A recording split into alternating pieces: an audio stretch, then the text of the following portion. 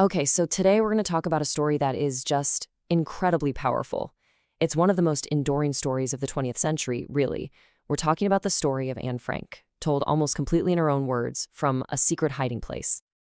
And, we're not going to start with her birth. We're going to start right here with this book. What you're looking at is the very first edition of her diary. This is the actual object, the thing that took the voice of a teenage girl in a hidden attic in Amsterdam and sent it out across the entire world. Just think about that line for a second. I want to go on living even after my death. She wrote that in the spring of 1944. It just perfectly captures her ambition, right? The hope of this young writer who dreamed of being a journalist. And that wish, well, in the most tragic and yet profound way, it actually came true. So, to really get the diary, you have to understand the life that came before it. Let's take a look at the world Anne knew before she and her family basically vanished. Okay, so this timeline, it really shows you just how fast her world fell apart. I mean, she's born in 1929 into this loving, assimilated Jewish family in Germany. But by the time she's just 4 years old, Hitler's in power and everything changes. The family escapes to Amsterdam, hoping for safety, right? But only 6 years later, the war catches up to them. And that's what leads to that huge decision to go into hiding in 1942. And this really shows you that transition. Look, on the left, that's their home in Frankfurt, in this really nice liberal neighborhood. And on the right, that's their new life in Amsterdam. They were just one family among 300,000 Jews who had to flee Germany during those years. They were refugees, trying to escape this rising tide of persecution. The timing of this gift is just wow. It's her 13th birthday, June 1942. She gets this simple red and white checkered autograph book. She thinks, hey, I'll use this as a diary. Then, less than a month later, her sister gets a call-up notice for a so-called work camp. And just like that, this birthday present becomes her most trusted friend, her confidant, during their confinement. And that confinement, that attic, it was going to be her whole world for the next 2 years. This is where the story we all know really takes shape. Look at this. For 761 days, this totally normal-looking bookcase was the only thing standing between 8 people and the Nazi-occupied city right outside. It hid the entrance to the secret Annex, which were these secret rooms in the back of her dad's office building on the Prinsengracht Canal. So who were these 8 people? You had the Frank family, of course, then the Van Pels family, and a dentist, a friend of the family, named Fritz Pfeiffer. I mean, think about it. 8 different people, different backgrounds, all forced to live this intense, secret life together. And Anne, she documented everything in meticulous and sometimes, brutally honest detail. And you could see in her writing how these insane conditions changed their relationships. Anne wasn't just writing down what happened each day. No, she was analyzing everyone, including herself. And here's a perfect example, where she talks about her older sister, Margot. You see the relationship changing from, typical sisters fighting into a real supportive friendship. And her writing itself just grew up so much in that time. What started out as a simple journal became this incredibly sharp study of human nature under pressure. She's writing about her own identity, her fears, this little romance she has with Peter Van Pels, her really complicated relationship with her mom, all of it with just stunning honesty. You can see her becoming the writer she always wanted to be. They made it for more than 2 years. 2 years of evading capture.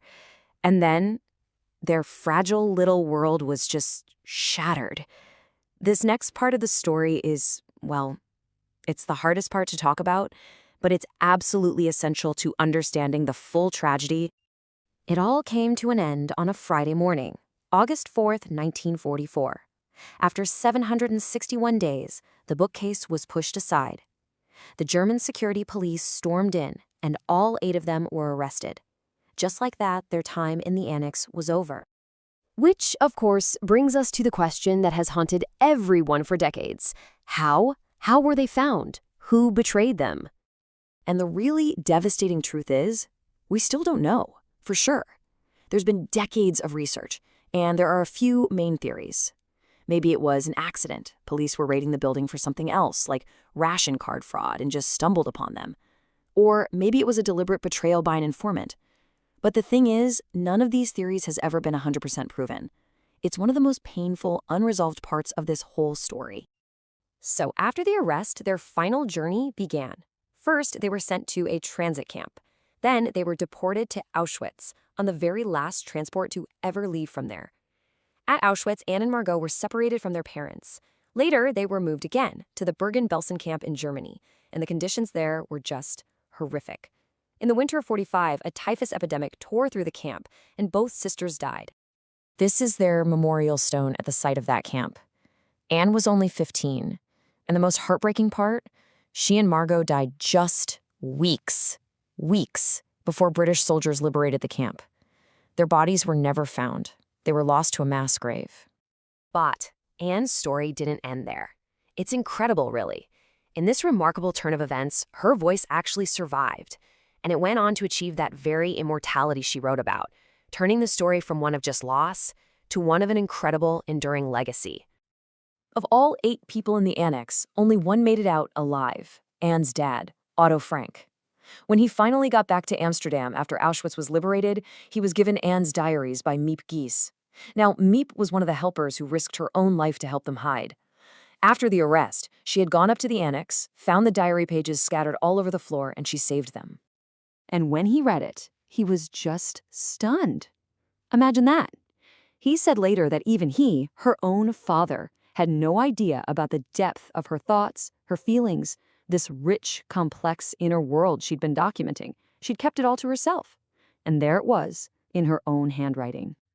So, to fulfill her dream of becoming a writer, Otto worked to get the diary published. And look at this. What started as a pretty small print run in Dutch back in 1947 has now been translated into more than 70 languages. It has literally reached every corner of the globe. And this timeline kind of tracks how that happened, how it went from a private diary to this global symbol. You've got the English publication in '52, then a play based on it wins a Pulitzer Prize. And then in 1960, the actual hiding place opens to the public as a museum. Every one of these steps brought her story to a whole new generation and turned her words into something truly universal. And it wasn't just the public. World leaders like John F. Kennedy, they saw its power. I mean, he really put into words what so many people were feeling, that in the voice of this one girl, you hear this timeless, incredibly compelling call for human dignity.